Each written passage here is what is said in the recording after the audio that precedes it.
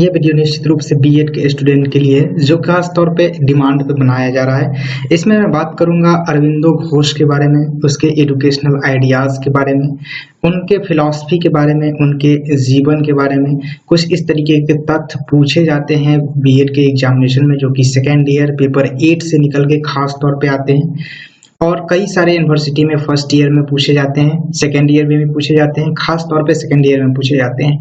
और इससे जो निकल करके आपको ऑब्जेक्टिव क्वेश्चन भी निकल के आ सकते हैं। आप कुछ कुछ पॉइंट को ध्यान रखते जाइएगा, बस उसी पॉइंट को लेकर के ऑब्जेक्टिव क्वेश्चन निकल के आते हैं। मेन तो आप जो अगर आप जो पूर्णतः क्वेश्चन पढ़ते हैं, यानी पूरा क्वेश्चन पढ़ते हैं, लॉन्ग क्वेश्चन पढ़ते हैं, तो निश्चित ही रूप से आपको देखने को मिलते हैं ऑब्जेक्टिव क्वेश्चन भी। तो खास तौर पे मैं ये वीडियो आप सभी के लिए बना रहा हूँ। तो इस वीडियो को अगर आप लास्ट तक देखते हैं तो निश्चित रूप से सारे कुछ आपको समझ में आएंगे और अच्छे तरीके से आप एग्जामिनेशन दे पाएंगे। वीडियो अच्छा लगे तो लाइक कर दीजिएगा, शेयर कर दीजिएगा। मेरे चैनल पे नए हैं तो आप सब्सक्राइब कर लीजिएगा। अगर आप चाहते हैं कि ऐसे वीडियो देखना तो निश्चित रूप से सब्सक्राइब कर लीजिए, बेल आइकन प्रेस कर लीजिएगा ताकि आपको समय से नोटिफिकेशन मिल सके नए वीडियो का। शुरू करेंगे वीडियो। नमस्कार दोस्तों, आपके अपने YouTube चैनल एवरीथिंग अभिषेक पे आप सभी का मैं अभिषेक स्वागत करता हूं।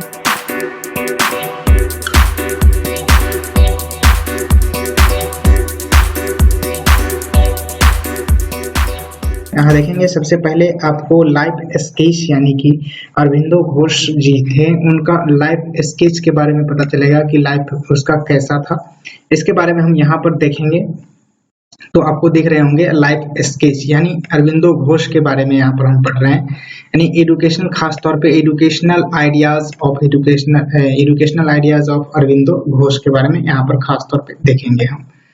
तो शुरू करते हैं। यहाँ पर सबसे पहले जीवन में देखें तो इसके जीवन काल की जो शुरुआत हुई, यानी कि इनका जो जन्म था, अरविंदो घोष का जन्म था 1872 ईस्वी में। ये ऑब्जेक्टिव तौर पे भी पूछा जा सकता है, इस पॉइंट को ध्यान में रखिएगा।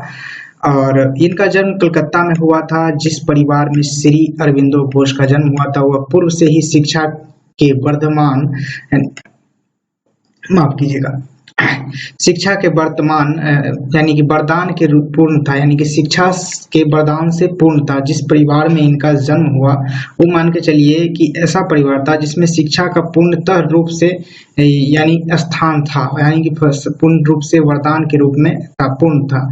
यहाँ पर कहा गया कि और में लिखा गया है तथा शिक्षा की महत्व से पूर्ण परिचित था, यानी कि शिक्षा के जो महत्व है उससे पूर्ण उनका जो परिवार था वो पूर्णतः परिचित था। अगर आप चाहते हैं ये आपका जो नोट है यानी कि पीडीएफ लेना, तो मेरा टेलीग्राम चैनल का लिंक आपको वीडियो के डिस्क्रिप्शन में मिलेगा, वहां से ज्वाइन कर लीजिएगा। वो आपको ये पीडीएफ निश्चित रूप से प्रोवाइड करा दिया जाएगा वीडियो अपलोड होने के कुछ समय के बाद। देखते हैं यहाँ पे, अगर आप चाहते हैं कि समझते हुए आप नोट करना चाहते हैं तो निश्चित रूप से कॉपी ले लीजिए, पेन ले लीजिए और नोट करते जाइए पॉइंट वाइज, या फिर लिखते जाइए जैसे मैं बोल रहा हूँ। यहाँ देख सकते हैं, आगे चलते हैं कि यही कारण है, यहाँ पर लिखा गया पूर्णतः परिचित था, लेकिन यही कारण है कि मात्र 6 वर्ष की आयु में ही इन्हें पढ़ाई के लिए इंग्लैंड भेज दिया गया। यानी कि इनका जो प्रारंभिक शिक्षा है वह कहाँ से मिला, तो इंग्लैंड से मिला, जहां उन्होंने 14 वर्ष तक विशुद्ध पाश्चात्य पढ़ाई की, यानी कि विशुद्ध पाश्चात्य तरीके से, पश्चिमी तरीके से पढ़ाई की। कहाँ जाकर के, इंग्लैंड में 14 वर्ष तक। ये ऑब्जेक्टिव तौर पे भी इस तरीके के क्वेश्चन निकाल के इससे पूछा जा सकता है। इस पॉइंट को आप ध्यान देते हुए समझते जाइएगा। वहां की संस्कृति, लेखक एवं रचनाकारों की रचनाओं को पढ़ने के लिए ग्रीक सैटीन, देख सकते हैं ग्रीक सैटीन एक भाषा का नाम है, देख सकते हैं सैटीन है, फ्रेंच है, जर्मन है, आदि भाषाओं का अध्ययन किया। उन्होंने वहां पर इन सभी भाषाओं का निश्चित रूप से अध्ययन किया।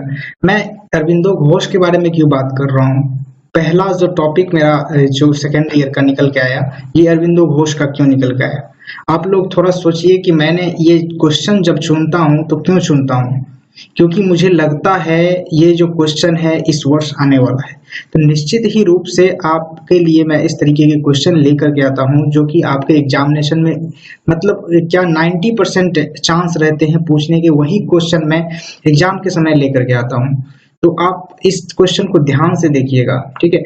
यहाँ देखेंगे सबसे पहले निकल के आता है नेक्स्ट पॉइंट के तौर पे कि 1890 में, यहाँ पर देखिएगा 1890 ईस्वी में श्री अरविंदो घोष ने भारतीय सिविल सेवा में उत्तीर्ण हुए, परंतु घुड़सवारी न आने के कारण, यानी कि घुड़सवारी उन्हें नहीं आता था, इसके कारण उसे निकाल दिया गया। सिविल सर्विस में इन्होंने उत्तीर्ण किया, यानी कि यूपीएससी जैसे सिविल सर्विस है, इस तरीके के सिविल सर्विस में इन्होंने उत्तीर्ण किया, लेकिन उसमें किसी कारणवश या फिर उसका डिफेंस वाला सिस्टम होगा तो उसमें घुड़सवारी नहीं आने के कारण उन्हें निकाल दिया गया वहां से, यानी कि नहीं उन्हें सिलेक्ट किया गया। उसके बाद देख सकते हैं 1893 ईस्वी में वे भारत आ गए, यानी कि 1993 ईस्वी में उन्होंने क्या किया तो भारत लौट गए। ये इंग्लैंड की बात कही, इंग्लैंड में उन्होंने सिविल सर्विस में उत्तीर्ण हुआ था, वहां पर घुड़सवारी नहीं आने के कारण उसे निकाल दिया गया था। इंग्लैंड की बात करी जा रही है। उसके बाद 1893 ईस्वी में वे भारत आ गए थे। वीडियो थोड़ा लंबा होगा, इसके लिए टेंशन नहीं लीजिएगा, लास्ट तक देखिएगा, लंबा टॉपिक है।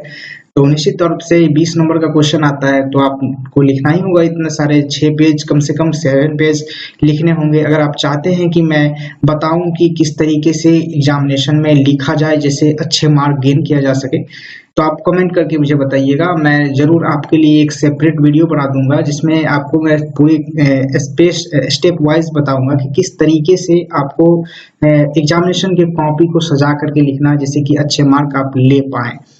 आगे चलते हैं वीडियो में कि भारत आने के बाद अरविंदो घोष ने क्या किया तो 13 वर्ष तक कहाँ तो बड़ौदा के गायकवाड़ के यहाँ नौकरी की, यानी कि गायकवाड़ अब एक जगह है उसके यहाँ बड़ौदा में, जो कि गुजरात में पड़ता है, तो वहां पर उन्होंने नौकरी की। इसी बीच उन्हें संस्कृत एवं अन्य भाषा की भी अध्ययन किया। इसी बीच नौकरी के दौरान ही उन्होंने संस्कृत एवं अन्य भाषा की अध्ययन किया। और देखेंगे यहाँ पर 1905 ईस्वी में जब बंगाल विभाजन हुआ था, यानी कि भंग आंदोलन उसी को बोलते हैं, 1905 ईस्वी में बंगाल विभाजन हुआ था, उसमें क्या हुआ था, यानी भंग आंदोलन के कारण उन्हें नौकरी छोड़ दी, यानी कि उन्होंने नौकरी छोड़ दी, भंग आंदोलन के कारण उन्हें नौकरी छोड़नी पड़ी या उन्होंने छोड़ दी। उसके बाद यहाँ देखेंगे कि राजनीति में प्रवेश करके, उसके बाद नौकरी छोड़ने के बाद उन्होंने राजनीति में चले गए, राजनीति करने लगे। उसके बाद देख सकते हैं यहाँ पे कि उन्होंने अपनी रचनाओं को साप्ताहिक पत्रिका कामयोगीन, देख सकते हैं कामयोगीन, धर्म आदि में प्रकाशित कर लोगों के बीच राष्ट्रीयता की भावना जागृत किया। यानी कामयोगीन एक पत्रिका का नाम है जिन्होंने लिखा था अरविंदो घोष महोदय ने। धर्म के आदि प्रकाशित जो लोगों थे, यानी आदि जो धर्म से रिलेटेड जितने भी सारे पत्रिका थे उनसे रिलेटेड पत्रिका में उन्होंने प्रकाशित करना लगा। उस पत्रिका में ये भावना थी कि राष्ट्रीयता की भावना को जागृत करने की बात सब कही गई थी, लिखी गई थी। इसी क्रम में क्या हुआ तो इसी क्रम में वे कई बार जेल भी जा चुके थे, यही इसी क्रम में उन्होंने जेल भी कई बार गया। उसके बाद एक बार अलीपुर जेल में उन्हें ईश्वरीय आत्मा का दर्शन हुआ। ये देख सकते हैं कहा गया कि जेल में उन्हें ईश्वरीय आत्मा का दर्शन हुआ। उसके बाद उन्होंने क्या किया तो राजनीतिक त्याग कर 1915 में वे पांडुचेरी चले गए। पांडुचेरी एक जगह का नाम है, आप भी जानते होंगे, चले गए। वहां उन्होंने अरविंद आश्रम की स्थापना की। वहां उन्होंने अरविंद आश्रम की किसकी स्थापना की तो अरविंद आश्रम की स्थापना की, जो आज भी विख्यात है, निश्चित रूप से आप भी जानते होंगे। जहाँ की आध्यात्मिक साधना, वहां पे क्या किया तो वहां पे आध्यात्मिक साधना, योग, ब्रह्मचर्य का पालन कर जीवन बिताते थे।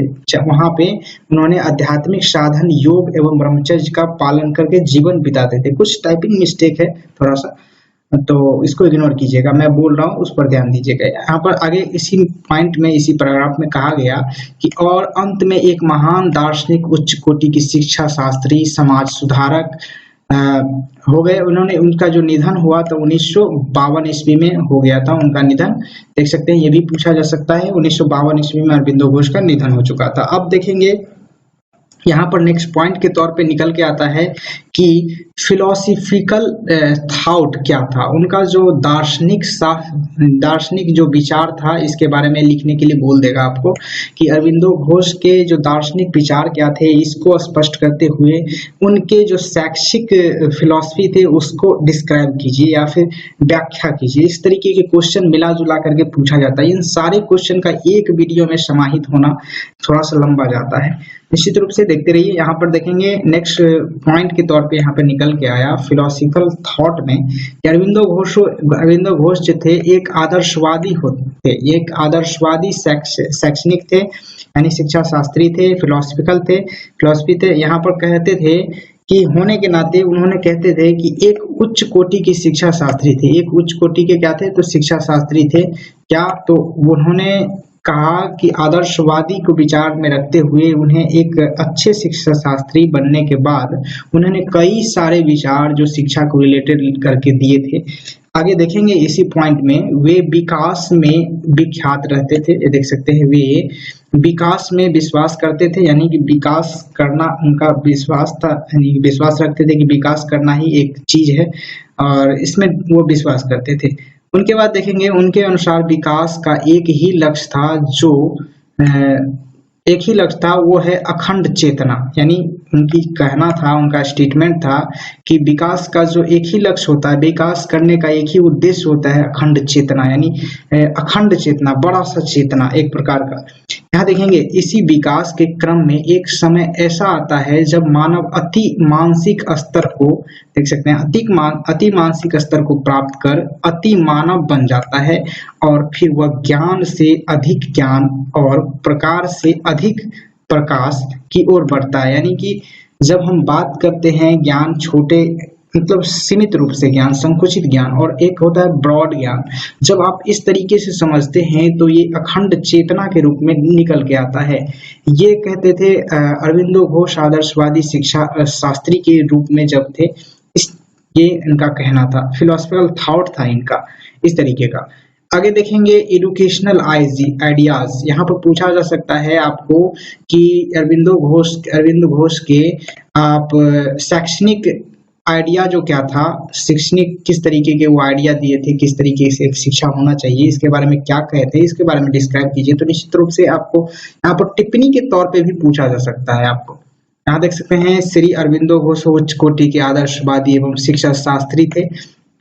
उनके दर्शन के आधार उपनिषद था, यानी उनका जो दर्शन था एक प्रकार का उपनिषद था। निश्चित रूप से यहाँ पर कहा गया कि उनका जो दर्शन शास्त्र था वो आधारित था उपनिषद पर आधारित था। वे जीवन में आध्यात्मिक, देख सकते हैं, वे जीवन में आध्यात्मिक साधना, योग, ब्रह्मचर्य में विश्वास रखते थे। इस तरीके से विश्वास रखते थे अरविंदो घोष। यहाँ पर एक नंबरी तौर पे पूछा जा सकता है अरविंद घोष किस तरीके के विचार से सहमत थे, तो आपको वहां पर ऑप्शन में दे दिया रहेगा ब्रह्मचर्य, योग, साधना, और लास्ट में दे दिएगा इनमें से सभी, ये सभी। तो आप निश्चित रूप से ये सभी डालेंगे और इस तरीके के ऑप्शन आपको मिला के इस तरीके से क्वेश्चन पूछे जा सकते हैं ऑब्जेक्टिव भी।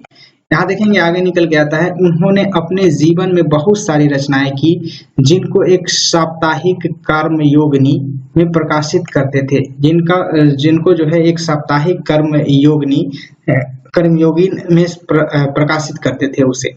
श्री घोष के अनुसार शिक्षा के 4 अंतःकरण होते हैं। शिक्षा के अरविंदो घोष के अनुसार जो है कि शिक्षा के 4 अंतःकरण होते हैं। कौन कौन? मन, बुद्धि, चिंतन एवं ज्ञान। कौन कौन होते हैं? यहाँ पर एक नंबर भी पूछा जा सकता है आपको इस पेपर में, 8वां पेपर में। ये देख सकते हैं नेक्स्ट पॉइंट निकल के आता है। नेक्स्ट लाइन में कहा गया कि शिक्षा को बालक के चारों स्तर का विकास करके उसे अध्यात्म की ओर ले जाना है। ये बात कहते थे जब एजुकेशनल आइडियाज की बात कर रहे थे अरविंदो घोष। तब श्री घोष ने ऐसी शिक्षा का समर्थक थे जो बालक को स्वतंत्र वातावरण प्रस्तुत करके उसकी रुचियां के अनुसार, यानी उसकी जो वो रुचि है, उसका जो इंटरेस्ट है, उनके अनुसार सर्वांगीण विकास करते, उसका नैतिक, बौद्धिक, सामाजिक विकास का आध्यात्मिक विकास में सहायता करे। ये बात अरविंदो घोष के अनुसार एजुकेशनल आइडियाज से निकल के आया।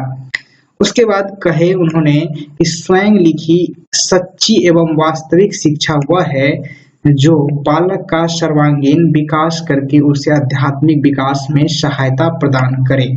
ये बात उन्होंने स्वयं लिखा कि सच्ची वह वास्तविक शिक्षा है जो बालक का सर्वांगीण विकास करके उसे आध्यात्मिक विकास में सहायता प्रदान करे। ये कहलाता है आध्यात्मिक विकास या शिक्षा जो है। उन्होंने कहा जो एजुकेशनल आइडियाज ये बात कहे अरविंदो घोष।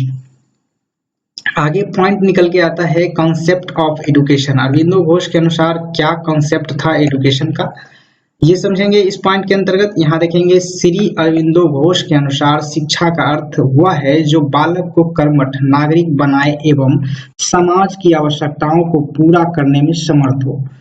कंसेप्ट था इनका कि वह शिक्षा जो बालक को कर्मठ नागरिक बनाए एवं समाज में की जो आवश्यकताओं है उनकी पूरा करने में समर्थ हो, तो वे शिक्षा निश्चित रूप से अच्छा शिक्षा है, इनका कंसेप्ट था, यानी कि अरविंदो घोष का कंसेप्ट था। यहाँ देखेंगे शिक्षा को मशीन से बना हुआ सूत नहीं समझना चाहिए, बल्कि उसे मस्तिष्क की शक्ति एवं आत्मा का जीवन उत्कर्ष चाहिए। ये स्टेटमेंट दे दिया रहेगा और ऑप्शन में कई सारे मनोवैज्ञानिक, कई सारे साइकोलॉजिस्ट, कई सारे शिक्षा शास्त्री का नाम दे दिया रहेगा और कहेगा कि इसमें से कौन से जो शिक्षा शास्त्री है या फिर किनका ये स्टेटमेंट है। तो निश्चित रूप से ये अरविंदो घोष का स्टेटमेंट था जो कि कंसेप्ट ऑफ एजुकेशन को लेकर के अरविंदो घोष महोदय दिए थे। नेक्स्ट पॉइंट के तौर पे यहाँ पर निकलेगा कि आता है यहाँ पे प्रिंसिपल ऑफ एजुकेशनल फिलॉसफी, यानी कि जो एजुकेशनल यानी कि शैक्षिक दार्शनिक शिक्षा का जो क्या सिद्धांत है, यानी दार्शनिक शिक्षा का सिद्धांत क्या है, किस सिद्धांत पर कार्य करता है दार्शनिक शिक्षा, इसके बारे में हम यहाँ पर समझेंगे। पहला पॉइंट निकल के आता है शिक्षा मातृभाषा में होनी चाहिए। ये फिलॉसफी दिए थे इन्होंने, कौन, तो अरविंदो घोष महोदय। पहला जो फिलॉसफी था। दूसरा फिलॉसफी था शिक्षा बालक प्रधान होनी चाहिए। शिक्षा जो है बालक प्रधान होनी चाहिए, यानी चाइल्ड सेंटर्ड होनी चाहिए। यहाँ देख सकते हैं, ये भी पूछा जा सकता है कि शिक्षा चाइल्ड सेंटर्ड होनी चाहिए, ये किन के अनुसार है, किन शिक्षा शास्त्री के अनुसार है, किन फिलोसफर के अनुसार है। ये ऑप्शन में दे दिया रहेगा कुछ मनोवैज्ञानिक और इस तरीके के नाम, तो आपको वहां पर चुनने होंगे इस तरीके के नाम को।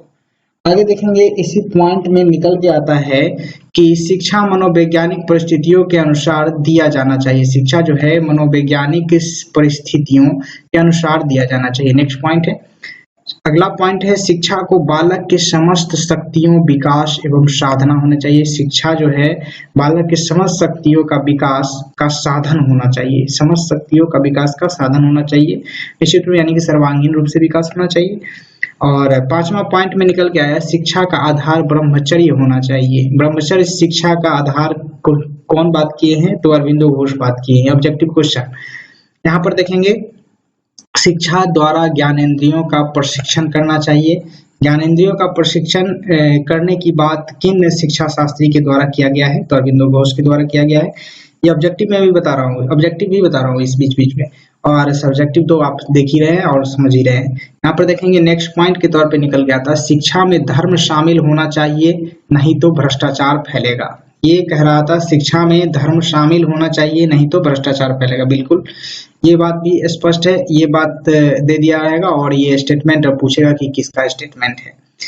और उसके बाद देखेंगे यहाँ पे aim of education, Aurobindo Ghosh के अनुसार एम ऑफ एजुकेशन क्या है, तो बात करते हैं यहाँ पे निकल के आते हैं एम ऑफ एजुकेशन, जो कि अरविंदो घोष के अनुसार उद्देश्यहीन शिक्षा किसी काम का नहीं, शिक्षा के निम्नलिखित उद्देश्य होने चाहिए। सही बात, जब भी किसी भी चीज का उद्देश्य ना हो तो वो किसी काम का नहीं होता। यहाँ पर देखेंगे पहला जो उद्देश्य था शिक्षा का अरविंदो घोष के अनुसार शारीरिक पूर्णता एवं शारीरिक शक्ति। यहाँ पे देख सकते हैं शारीरिक पूर्णता एवं शारीरिक शक्ति, या फिर आप कह सकते हैं उसको सिद्धा यानी सिद्धि जिसको बोलते हैं उसको भी कह सकते हैं, यानी शारीरिक पूर्णता एवं शारीरिक क्षमता बोल सकते हैं आप इसको। यहाँ देख सकते हैं उसके बाद नेक्स्ट निकल के आता है कि मानसिक विकास जैसे चिंतन, तर्क, कल्पना शक्ति, सांवेगिक स्थिरता आदि का विकास होना चाहिए। ये बात कहा गया जो कि एम्स ऑफ एजुकेशन के अंतर्गत अरविंदो घोष के अनुसार। नेक्स्ट पॉइंट के द्वारा निकल के आता है, यहाँ पे देखेंगे कि ज्ञान इंद्रियों का विकास या प्रशिक्षण, ज्ञान इंद्रियों का विकास या प्रशिक्षण। चौथा पॉइंट है अंतःकरण का विकास, अंतःकरण का विकास। उसके बाद है नैतिकता का विकास, नैतिकता का विकास। देखेंगे नेक्स्ट पॉइंट के निकल के आता है कि आध्यात्मिकता का विकास भी होना जरूरी है, जिससे कि एजुकेशन और आध्यात्मिक दोनों शक्ति को जोड़ करके एक अच्छे तरीके से सर्वांगीण विकास बच्चों में किया जा सके।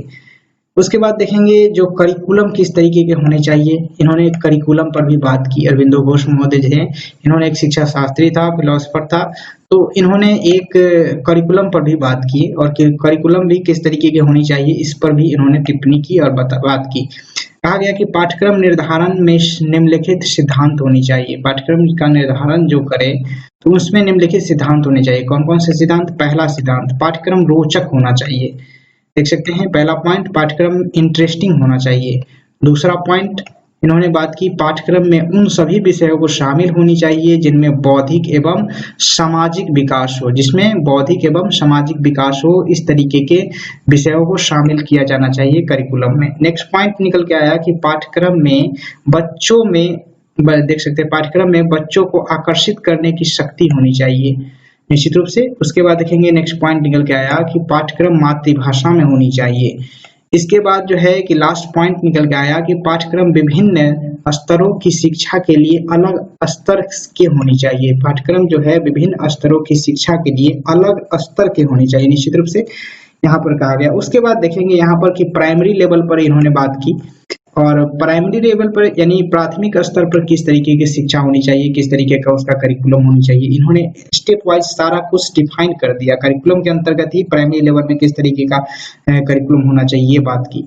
प्राइमरी लेवल पर बच्चों को मातृभाषा, गणित, अंग्रेजी, समाज अध्ययन, विज्ञान, चित्रकला, संगीत, इस तरीके के सब्जेक्ट को पढ़ाया जाना चाहिए प्राइमरी लेवल पर। उसके बाद आता है सेकेंडरी लेवल। सेकेंडरी लेवल में आप देखेंगे तो सेकेंडरी लेवल में किस तरीके की शिक्षा होनी चाहिए। यहाँ पर बात करिए कि मातृभाषा, गणित, फ्रेंच, अंग्रेजी, शारीरिक विज्ञान, भौतिक, रसायन, चित्रकला, संगीत इत्यादि। यानी कि यहाँ पर फ्रेंच कहने का मतलब कि एक आपको अदर कंट्री का यानी विदेशी लैंग्वेज का जानकारी देना चाहिए सेकेंडरी लेवल, थोड़ा थोड़ा। और उसके बाद देख सकते हैं थोड़ा थोड़ा जो फ्रेंच लैंग्वेज है, यानी कि जो भी विदेशी लैंग्वेज बच्चा सीखना चाह रहा है, रसियन सीखना चाह रहा है जो भी, तो उन्हें इस तरीके का प्रेफरेंस देना चाहिए। ये बात उन्होंने करिकुलम को लेकर के कहा था।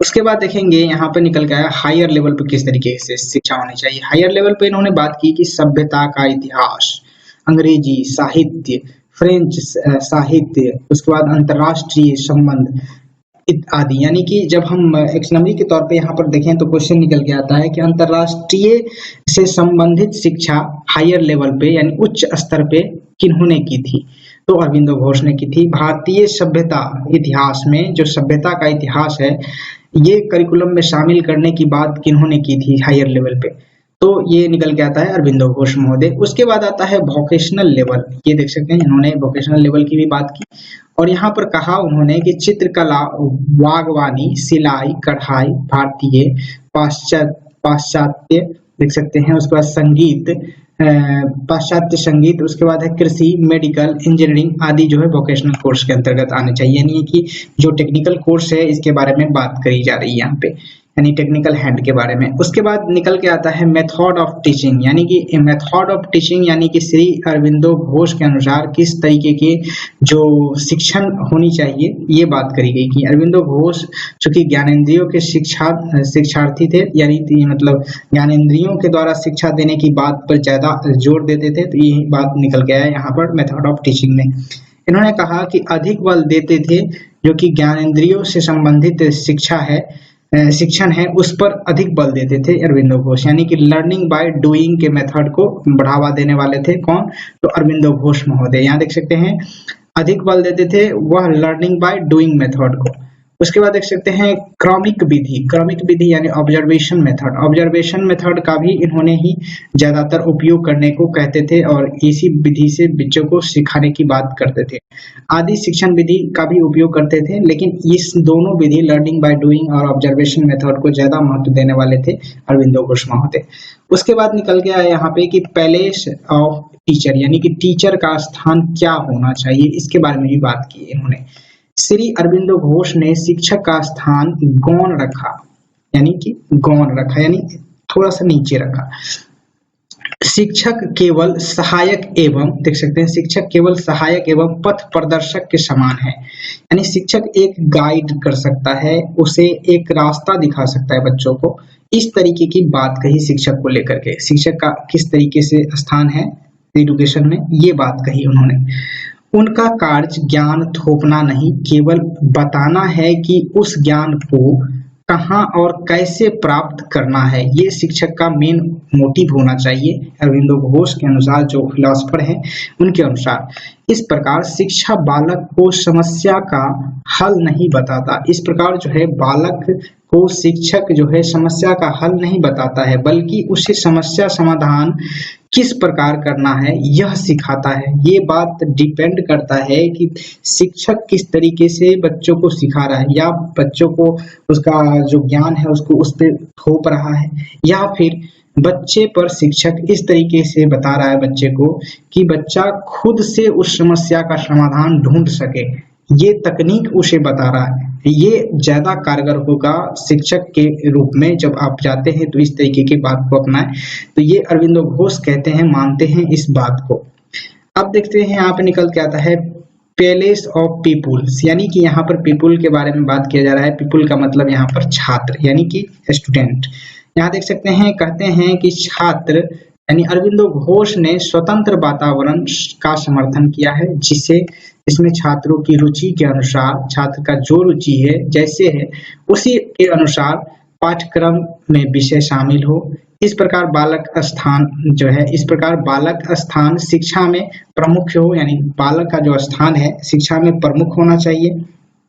उनके अनुसार शिक्षा चाइल्ड सेंटर्ड न होकर टीचर सेंटर्ड, देख सकते हैं यहाँ पर बात किया गया कि उनके अनुसार, जो अरविंदो घोष है उनके अनुसार चाइल्ड सेंटर्ड न कि टीचर सेंटर्ड, यानी कि बच्चे का जो शिक्षा है वो चाइल्ड के सेंटर्ड होनी चाहिए, बच्चे पर आधारित होनी चाहिए। बच्चे किस तरीके सीखेंगे, किससे सीखेंगे, कौन सा सब्जेक्ट पढ़ना चाहते हैं, उसी पे सारा कुछ होना चाहिए। उन्होंने लास्ट में इवैल्यूएशन पर भी बात करा, तो यहाँ पर देखेंगे इवैल्यूएशन के बारे में, यानी कि मूल्यांकन के बारे में क्या कहते हैं अरविंदो घोष। श्री अरविंदो घोष लिखित परीक्षाओं के बजाय मौखिक परीक्षाओं पर बल देते थे, यानी ज्यादातर वो प्रेफर करते थे कि मौखिक परीक्षा बच्चों से लिया जाए। वे परीक्षा द्वारा बालक की क्रियाशीलन एवं ज्ञानेंद्रियों में विकास कर कार्य पर अधिक ध्यान देते थे। यानी कि जब आप लर्निंग बाय डूइंग की बात करते हैं, तो जब आप लर्निंग बाय डूइंग की बात कर रहे होते हैं उस समय आपको निश्चित रूप से उसके ज्ञानेंद्रियों को शामिल करने की बात कहा जा सकता है और करा जा सकता है। तो इन्होंने इसी के वजह से इन्होंने मौखिक परीक्षाओं को ज्यादा प्रीफर करा, ज्यादा अच्छा माना, और मौखिक परीक्षा के अंतर्गत क्रियाशीलन एवं ज्ञानेंद्रियों के विकास पर अधिक ध्यान देते हुए इस पर फोकस डाला, इस पर विचार किया। उन्होंने ये कहा कि श्री अरविंदो घोष ने पूरे वर्ष चलने वाली शिक्षक द्वारा किए जाए मूल्यांकन को सबसे उचित मानते हैं। यानी पूरे वर्ष जो है शिक्षक द्वारा मूल्यांकन किया जाता है, जो थोड़े थोड़े समय पे होते हैं, फर्स्ट टर्मिनल, सेकेंड टर्मिनल, या साप्ताहिक, या फिर मंथली, इस तरीके का जो इवैल्यूएशन होता है, मूल्यांकन होता है, इस पर उचित मानते थे, इसको उचित मानते थे, अच्छा मानते थे। ये बात सारा कुछ, यानी इवैल्यूएशन, करिकुलम, जितना भी टीचिंग स्किल, जितने सारे चीज हैं, सारे चीजों को लेकर के उसका एजुकेशनल मोटिव कैसा था, उसका फिलॉसफी कैसा था एजुकेशन को लेकर के, ये सारे कुछ इस वीडियो के अंतर्गत आपको मैंने बता दिया।